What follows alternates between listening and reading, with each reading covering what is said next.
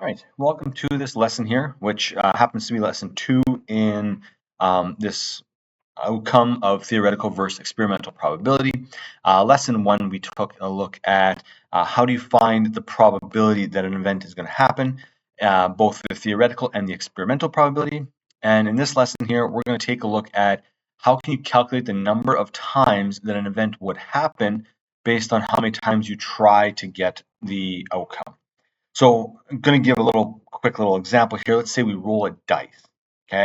What we're looking for is if we roll a dice a certain number of times, how often would a 3 show up?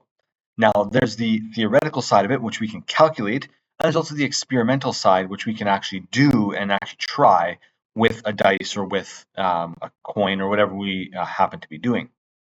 So let's take a look at how we would come up with our answer.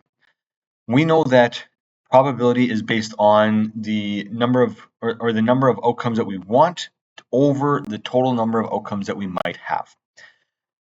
Here's the example that we're going to look at, and I'd like you to try this. Okay, pause the video and then come back once you have your answer, and we'll see how you did. So a dice is rolled 6 times. How often should the 3 show up?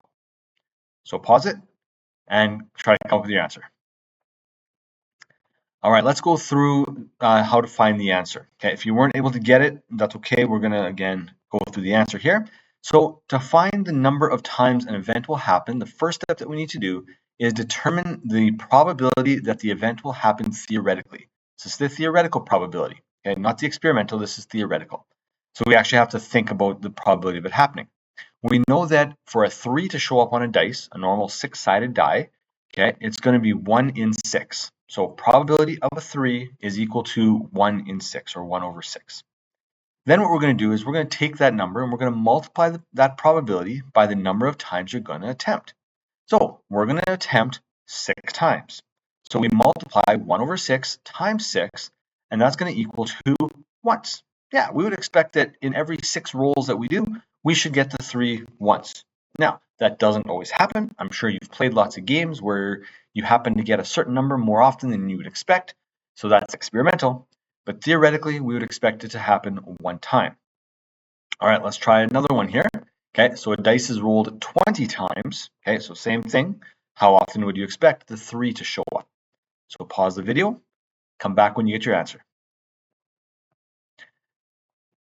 All right, so we're going to do the same thing as we did before. We're going to take the probability of rolling a 3, okay, which is 1 over 6, and we're going to multiply that by 20. When we do that, okay, again, you can either do 1 divided by 6 and get a decimal and then multiply by 20, or if you know how to do fractions, you can do that as well. And you'll get 3.33 times, which we're going to just round to 3 times. So if you were to roll a die 20 times, you would expect to get a 3 about 3 times, maybe a touch more. All right, let's do one more of those. What if we roll it 1,000 times? How often would you expect to get the 3? Pause the video and come back when you get your answer. Okay, same process again. Figure out what the probability is. Now, this is the same probability that we've had before, and so that part shouldn't be a problem. Okay, it's still 1 over 6. We're going to multiply that by 1,000, and we're going to get 166.67, which, again, because we can't get decimal of a time, we're going to round to 167 times. Okay, so we're going to round that to the nearest unit, just because we can't get a partial unit in this case. All right, so I'm hoping that is making sense for you. Let's try something a little bit different. Let's say that Howard scored 74% on a test. Okay, if there were 42 questions, how many did he get correct? All right, try to figure this out. Pause the video and then come back when you get the answer. So what we need to do first is figure out what is his probability. Well, it's given to us. The probability that he got a question right is 74%, which as a decimal is 0.74. And we always need to deal with our decimals. Okay, we're not actually going to put a percent into a calculation. We're always going to put it into a decimal or a fraction. And that's how we're going to do our calculations. Now, we take our probability, we multiply by the number of questions, and we get 31.08 or 31 correct answers. Okay, so again, take the probability, multiply by the number of times that he tried, right? The number of questions, and to figure out how many he got right. Okay, let's do one more here. A team wins 37% of their games one season. How many losses did they have through 60 games? All right, this is a two-step question here. We have to try to figure out a couple things. Give it a shot, pause the video, and then come back when you get your answer.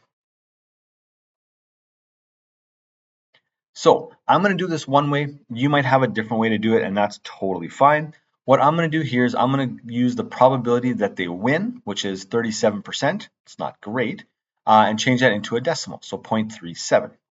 Then I'm going to multiply that by the number of games they played, and I get 22 wins. All right, now the question didn't ask for wins, it asked for losses. So if you got wins, that's good. But it is asking for losses, so we have to do that one more step. Well, if you win or lose, and those are your only options, no ties, okay, then we have to subtract the number of wins from the total number of games, and we're going to get 38 losses. And so this time they made 38 losses. Now, the other way that we could do that here, okay, just a second way, is that if it's a 37% win chance, then that means it's a 63% losing chance. So if we multiply 0.63 by 60, we're also going to get 38 losses. And so that's going to be the way to find our answer.